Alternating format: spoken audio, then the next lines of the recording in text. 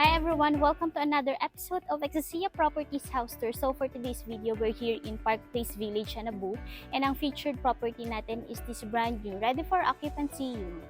But before we start, please click like, subscribe, and hit the notification bell for more updates. This is Abby Federico, the Property News.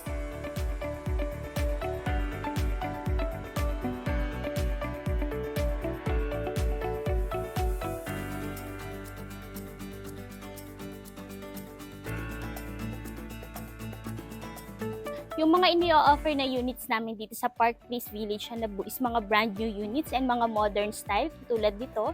And yung unit na to, yung total lot area nito is 130 square meters and for the floor area is 175. For the orientation, this is facing west. Yan. Meron tayo ditong post lamp, meron tayong house number, and meron tayong doorbell. Doon sa area na yon, yun yung ating gate para sa ating carport, and dito tayo sa ating pedestrian gate. Yan, pagpasok natin, meron tayo ditong dalawang pocket gardens dito sa area na to or sa right side ko. Medyo mas malaki siya ng konti and meron kang medyo maliit dito sa area na to. And yung tiles na ginamit dito is mga non-slip or non-skid tiles. Tulad ngayon, medyo umuulan. Yan, medyo madulas kasi kung yung mga usual na tiles yung ilalagay natin. And dito tayo. Ito yung ating carport area and kaya nitong i-accommodate ang isang kotse.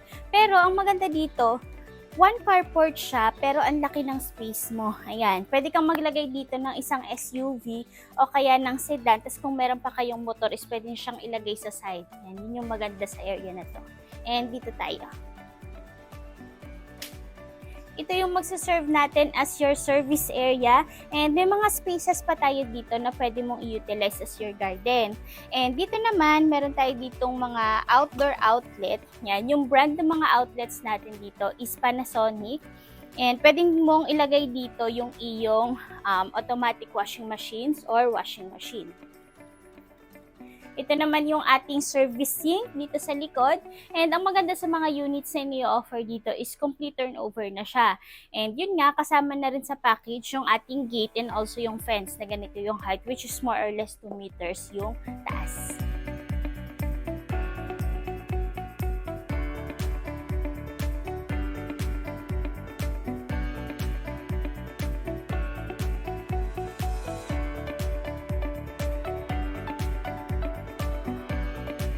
After naman natin sa right side ng unit, pasukin naman natin yung loob. Ayan. Ito yung ating porch area. And dito, ito yung mga box natin na nakaabang para sa inyong mga internet connections. Ayan. Pagpasok natin, solid door na yung ginamit dito, tulad nito. And naka-lock set na rin tayo dito, or digital lock set. Tara sa loob.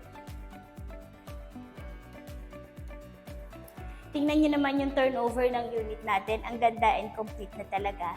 And tingnan nyo yung ating ceiling. Yan, meron pang accent yung ating ceiling. Dito sa area na to, pwedeng dito yung iyong living area or receiving area. And then sa kabilang side yung iyong magiging pinaka-dining. And ang maganda pa dito is meron tayo ditong lanay. This is our sliding door going to our lanay. Meron tayo ditong screen. And dito tayo.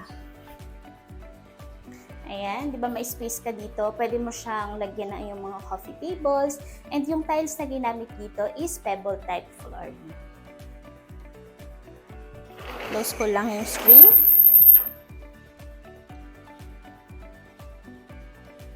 And para naman sa kitchen area natin, tingnan nyo naman yung kitchen area natin. Kasi ako personally, isa ito sa pinaka-favorite ko na part ng mga units sa mga ini-offer namin dito sa Muscavite. Ayan. Yung mga kitchen talaga dito is meron siyang overhead and under-counter cabinets tulad nito. And granite countertop na siya. Plus, meron tayo dito mga mosaic backsplash. Kada bahay talaga dito or kada unit is either iba yung kulay ng cabinets o kaya ay iba yung kulay ng ating mga mosaic backsplash. Pero more on mga earth colors lang naman siya. And meron tayo dito na cooktop, which is yung brand is Tecno. And dito naman sa area na to, yung quartz na ginamit dito is imported quartz stone. Yan, quartz stone yan and double bowl kitchen sink na yan. And meron tayo ditong gooseneck faucet na nahihila. Diba? Yan. And meron pa rin tayong cabinets dito and as well as dito. Yan. Tingnan nyo naman, meron tayo dito na Ayan, meron tayo dito mga stainless pull-outs tulad niyan. And dito naman sa area na to, meron pa tayo ditong pantry cabinet. Tingnan niyo ating pantry cabinet sa area na to. Meron pa rin tayong mga stainless pull-out. And ang isa sa maganda sa unit na to, isa pa rin sa highlight, meron itong ground floor bedroom.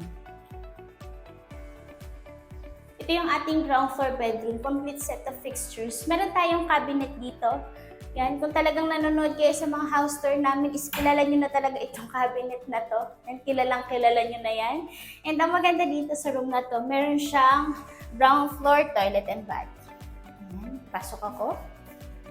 Ito yung ating ground floor toilet and bath. And for this ground floor toilet and bath, complete set of fixtures pa rin. Floor to ceiling tiles. Yung tiles na ginamit dito is parang more on brown color siya. Hanggang dun sa ating shower area. And sa shower area natin, naka-handheld shower tayo din. And may abang yon for single point water heater. Dito tayo. Dito naman, meron tayo ditong abang for window type aircon. And as well as yung ating outlet. And para sa last part natin dito sa ground floor, pakita ko lang ito. Meron pa rin tayo ditong powder room. Yan. O diba, para just in case na may mga guest tayo, perfect na perfect itong powder room na pwede nyong ipagamit sa mga guest natin. Meron tayo ditong water closet with bidet and yung ating freestanding lavatory na talagang export or imported pa talaga yan ni developer. And bago tayo pumunta sa ating second floor, i-recap ko lang, ano bang meron sa unit na to? Yung total lot area is 130 square meters. And then for the floor area is 175 square meters. Meron tayong 1 carport, service area. Meron tayong 1 bedroom dito sa ground floor. Pwede mo siyang i-utilize as your guest room or home office. Meron tayo dito na living and dining area, kitchen, and meron tayong powder room. Puntahan natin ang second floor.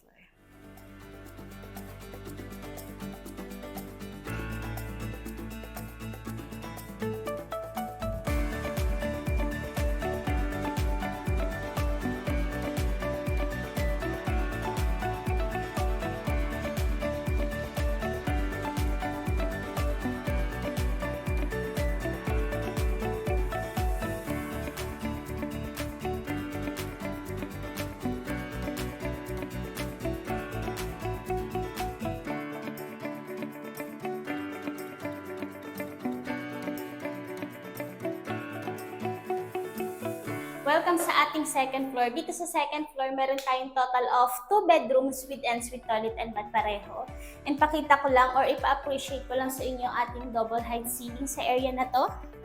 And meron tayo dong fixed windows. Ayan, para sa direct sunlight. Yung steps natin dito sa hagdan natin is wooden step siya na nagko-complement sa ating handrails. Diba? Dito tayo. Ito yung ating bedroom number 1 dito sa second floor. And this is a complete finish pa rin or complete turnover pa din. Meron tayo dito na vanity area. Yan, may mga salamin na yan as well as dito. Yung ginamit na salamin dito is copper-free mirror. Ayan, mas durable siya or mas matibay. May cabinet side dito. And ito pa. Pakita ko ito sa inyo. Diba ang taas? Ayan. Kaya kung akong titira din ay problema ko pa kung paano ko akit din yung sa taas, no? Tapos dito tayo. Ayan. And this is our ensuite toilet and bath dito sa ating bedroom number 1. Complete set of fixtures pa rin. May glass shower enclosure tayo dito. Tingnan niyo naman ang ganda ng ating water closet. May bidet na rin siya. And nakaabang ito for single point water heater. Close ko lang to. Puntahan natin yung ating masters. This is our master's bedroom. Ayan. Yung master's bedroom natin actually, medyo mas malaki lang siya ng konti sa naunang bedroom. And dito, meron siyang mga cabinets dito. Bago ko ipakita yung ating highlight pang isa dito. Ayan, yung mga cabinets natin, ipakita ko sa inyo. O diba, ang laki. And ito yung ating vanity area. Ayan siya. And meron itong ensuite toilet and bath. Tingnan nyo naman yung ensuite toilet and bath na ating masters. Ang spacious, ang ganda ng kulay. Kasi mix ng white and gray and may mga marble type siya na accent. Ito yung ating water closet with bidet. And meron tayo dito, ayan, glass shower enclosure. Ito pa rin yung ating freestanding na bathtub na imported pa talaga yung lead developer. And by the way guys, para sa toilet and bath na to, is naka-provision ito for multi-point water heater. And isa sa highlight ng property na to ay meron siyang balcony. Pero bago tayo pumunta sa balcony, tingnan nyo muna yung ating ceiling. Yan, may mga accent yung ating ceiling na nagko-complement sa ating floor as well as sa ating mga cabinets. Diba ang ganda? Dito tayo.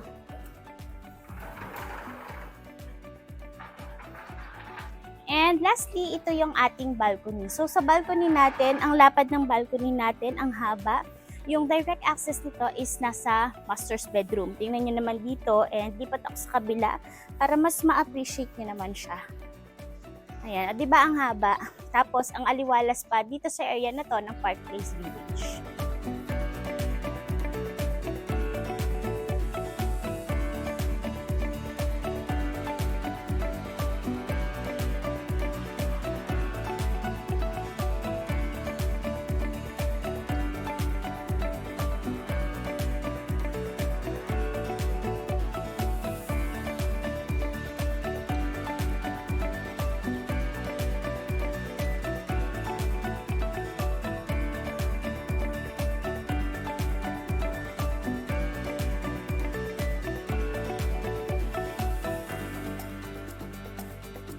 That's the end of our house tour dito sa brand new ready for occupancy unit namin dito sa Park Place Imus. Ulitin ko lang, yung price nito sa ngayon, July 2025 is 10.3 million. Yung lot area is 130 square meters and then yung floor area is 175. Kung interested kayo, nandyan sa description box yung full details at ang aming contact numbers. Thank you for watching!